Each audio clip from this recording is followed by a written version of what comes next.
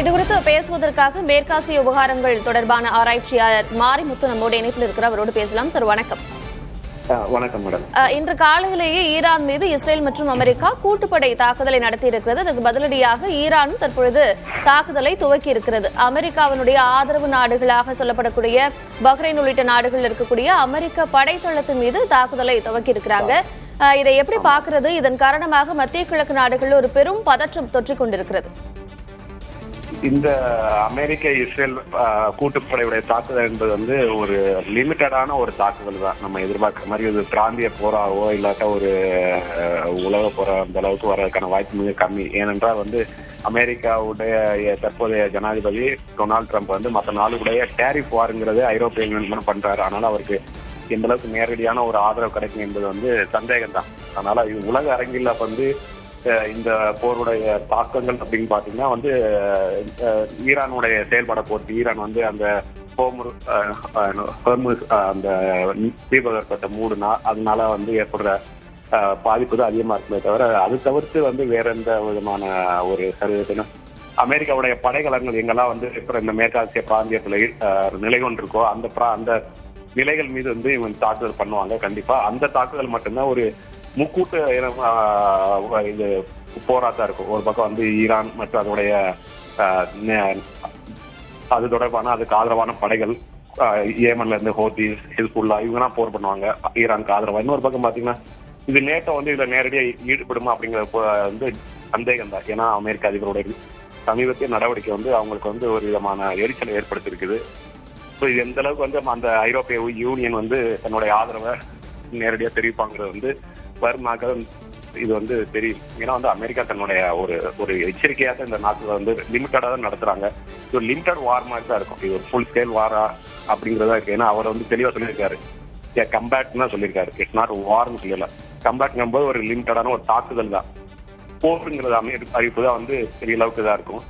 So அந்த அடிப்படையில் பார்த்தீங்கன்னா வந்து இது நம்ம வந்து பெரிய ஒரு சர்வதேச அளவில் வந்து எண்ணெய் கச்சா வந்து என்ன ஏற்படுத்தாது ஹோம்ரூஸ் அந்த மூடுற அந்த தீபத்தை ஈரான் மூடுனாலும் வந்து அந்த பாதிப்பு ஏற்படுத்தும். ஆனா வந்து ரெண்டுமே வந்து லிமிட்டடா தான் ட்ரை பண்றாங்க. அதனால இன்னைக்கு மேபி இன்னைக்கு முதல் நாள்னால அந்த மாதிரி தெரியலாம். இல்லாட்டா வரும் நாட்கள்ல வந்து எந்த அளவுக்கு வந்து அமெரிக்கா இஸ்ரேல் கூட்டு வந்து தாக்குதல் நடத்தாங்களோ அதோடைய பின்விளைவா ஈரான் அந்த அளவுக்கு தன்னுடைய தாக்குதல் திருப்பி தாக்குதல் பதில் தாக்குதலை வந்து நடத்துகிறத பொறுத்து தான் வந்து இது வந்து குளோபல் வாரா இல்ல ஒரு லிமிடெட் வாராங்கிறது நம்மளால உறுதியா கூட முடியும். ஏன்னா இப்பதான் ஆரம்பிச்சிருக்காங்க. கிட்டத்தட்ட ஒரு 5-6 இடங்கள்ல தான் வந்து தாக்குதல் நடத்திருக்காங்க. ஒரு செலக்டிவான ஒரு பாதுகாப்பு தொடர்பான ஏரியால தான் வந்து தாக்குதல் நடத்திருக்கு. மேற்கு ஈரான்ல குறிப்பா வந்து அவங்களுடைய நீண்ட தூர ஏவுகணை அது அந்த டிப்போர்ட் அந்த இது மேலதான் அவங்க தாக்குதல் நடத்திருக்காங்க. அதே மாதிரி தங்களுடைய அந்த ட்ரோன் அந்த உற்பத்தி மையத்துல வந்து தாக்குதல் நடத்திருக்காங்க.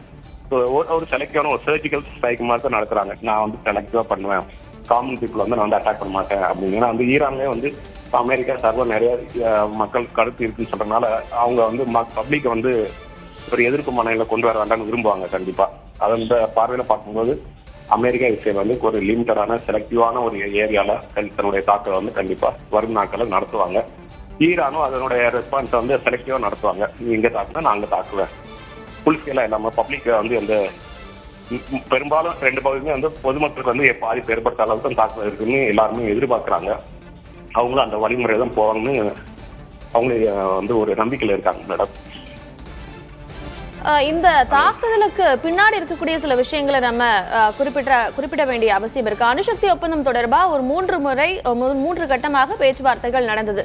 3வது கட்ட பேச்சுவார்த்தையில ஈரான் சொல்லியிருக்கு இது ஒரு நல்ல முன்னேற்றமாகத்தான் இருக்கிறது அப்படிங்கறத ஈரான் சொல்லியிருந்தாங்க. ஆனா அமெரிக்க தரப்புல இருந்து அதுல எந்தவித திருப்தியும் இல்லை அப்படிங்கறத சொன்னாங்க. அடுத்த நாளே இந்த தாக்குதலை நம்ம பாக்குறோம். இந்த அணுசக்தி ஒப்பந்தம் தொடர்பான விஷயங்களை சொல்லுங்க. இந்த ஈரான் அமெரிக்க அணுசக்தி ஒப்பந்தங்கிறது வந்து 2018 வந்து அதிபர் பராக் ஒபாமாவுடைய காலத்தில் ஆரம்பிக்கப்பட்டது. மறுபடியும் அதை வந்து அந்த உடன்படிக்கை வந்து அதை ரத்து பண்ணிவிட்டு புதுசாக இவருடைய தலைமையில புது உடன்படிக்கை வந்து ஏற்படுத்தியிருக்காரு அதிபர் டொனால்டு ட்ரம்ப். இந்த உடன்படிக்கையில படி பார்த்தோம்னா வந்து அதே தான் அந்த தன்னுடைய இன்ஸ்பெக்ஷன் வந்து ஐஏஇ அந்த எக்ஸ்பர்ட் வந்து ஓப்பன் பண்ணி காமிக்கணும். அவங்களுடைய என்ரிச்மெண்ட் வந்து கம்ப்ளீட்டா 0 பண்ணணும், இல்லாட்டா வந்து 3% கீழே கொண்டு வரணுங்கிறதா அமெரிக்காவுடைய ஒரு நீண்டகால கோரிக்கையா வந்து வச்சிருக்காங்க. இந்த கோரிக்கை வந்து அமெரிக்காவுடைய கோரிக்கை கிடையாது, நேரடியான இஸ்ரேலுடைய கோரிக்கை.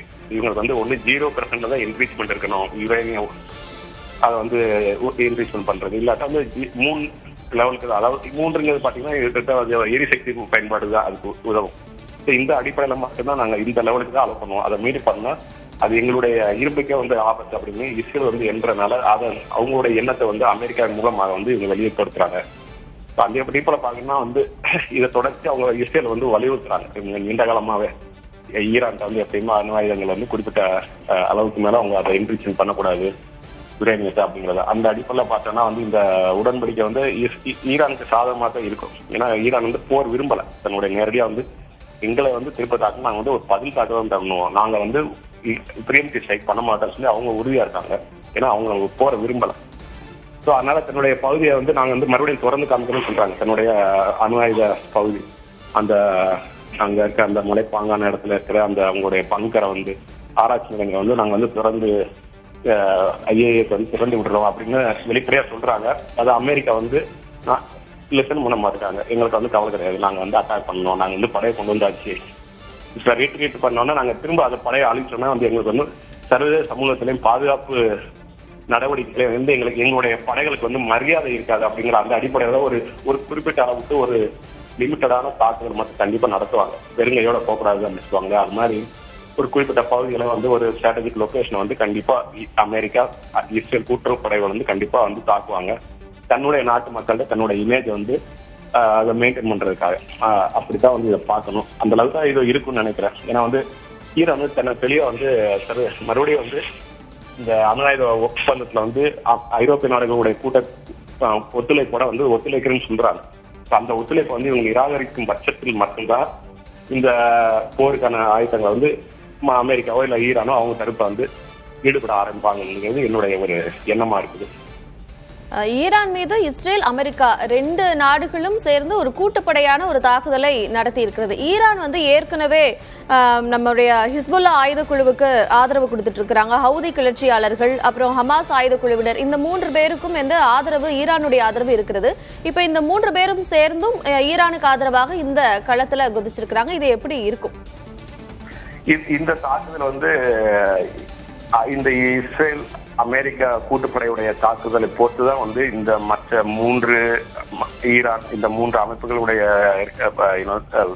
ரியாக்ஷனும் இருக்கும். மற்றபடி வந்து அவங்களா ஒரு இனிஷியேட்டிவ் வந்து எந்த விதமான ஒரு தாக்குதல் ஆரம்பிக்கிறது வந்து அவங்க ஈடுபடலாம் விரும்ப மாட்டாங்க. அமெரிக்கா இஸ்ரேல் வந்து இவங்களுடைய கட்டுப்பாட்டு பகுதியில் இருக்கிற ஹமாஸோ இல்லாட்டா தெற்கு லெபனான்லயோ இல்ல வந்து மேற்கு ஏமன் பகுதியிலேயே வந்து தாக்குதல் நடத்தினாங்கன்னா அந்த நேரத்துல வந்து தன்னுடைய பதில் தாக்குதலா வந்து இந்த அமைப்புகள் கண்டிப்பா பண்ணுவாங்க. ஆனா வந்து அவங்க வந்து தாக்குதல் ஆரம்பிக்க கூடாதுன்னு அவங்க உறுப்பாங்க. ஏன்னா ஈரான் வந்து எந்த விதமான ஒரு கிரீன் ஸ்ட்ரைக்ல கரெக்ட் மூடல இல்லை, நம்ம டயலாக்ல போகலாம், மக்கள் கெட்ட பெறுவாங்க உள்நாட்டுல அப்படின்னு சொல்லிதான் வந்து அவங்க இதா இருக்காங்க. அதே மாதிரிதான் ஈரானுடைய வழிகாட்டில் படிதான் இந்த மற்ற 3 அமைப்புகள் வந்து தன்னுடைய தாக்குதல் முறைகளை வந்து ஒழுங்குபடுத்துறாங்க. அதனால வந்து இந்த ஈரானுடைய அலைஸ் அப்படிங்கிற இந்த ஹவுதி, ஹிஸ்புல்லா, அப்புறம் வந்து ஹமாஸ், இந்த குரூப்புகள் எல்லாமே ஈரானுடைய செயல்பாடு இல்லை ஈரானுடைய வேண்டுதல் படி அவங்க தன்னுடைய தாக்குதலை வந்து ஆரம்பிப்பாங்க. அது தவிர்த்து வந்து தனக்கு நேரடியா அவங்கள்ட்ட இருந்து எந்த தாக்குதல் வந்தா மட்டும்தான் தான் திருப்பி தாக்குவாங்க தவிர ஈரானுக்காக எந்த தாக்குதலும் அவங்க தொடங்க மாட்டாங்க. அது மட்டும் கண்டிப்பா உறுதியா சொல்ல முடியும். ஈரானுடைய சர்வதேச பேர்ல வந்து அவங்க வெற்றிவிடக்கூடாதுன்னு அவங்க ஒரு நம்பிக்கையில் இருக்காங்க. 2025 இஸ்ரேலுக்கும் ஈரானுக்கும் இடையே அந்த போர் ஒரு கிட்டத்தட்ட 12 நாட்கள் நீடிச்சது. அந்த போர்ல ஈரானுடைய முக்கியமான ராணுவ தளபதிகள் எல்லாம் கொல்லப்பட்டாங்க அப்படிங்கிற தகவல் நமக்கு தெரியும். இப்போ வந்து உயர் தலைவர் காமேனியினுடைய அந்த வீடு, அலுவலகம் இதெல்லாம் தான் குறிவைக்கப்படுகிறது. காமேனியினுடைய பலம் அப்படிங்கிறது ஈரான்ல எப்படி இருக்கும்? ஈரானுடைய காமேனியுடைய அரசியல் மற்றும் அவருடைய அந்த ஈரானுடைய புரட்சி ராணுவ படையினருடைய ஆதரவு வந்து இன்னும் அவருக்கு வந்து குறையல.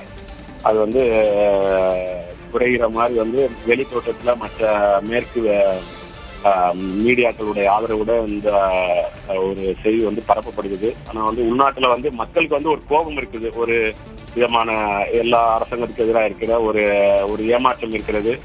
அந்த ஏமாற்றம் வந்து அந்த ஹமேனி அவருடைய தலைமைக்கு வருதுமாங்கிறது வந்து சந்தேகம்தான். அந்த அடிப்படையில் பார்த்தோன்னா வந்து கிட்டத்தட்ட வந்து அந்த 12 நாள் போருக்கு அப்புறமாக 2022 12 நாள் போரின் தொடர்ச்சியாக மக்கள் வந்து ஒரு சில இடத்துல வந்து விலைவாசி உயர்வாக மற்றும் வந்து அவங்களுடைய நகர்ப்புற வளர்ச்சி தொடர்பாக ஒரு சில இடத்துல வந்து கண்டிப்பா போராட்டங்கள் நடந்தது. ஆனா அந்த போராட்டத்துல வந்து வெளிநாட்டு சதி இருக்குதுன்னு ஈரான் வந்து மிக பலமா வந்து அதை நம்பினாங்க.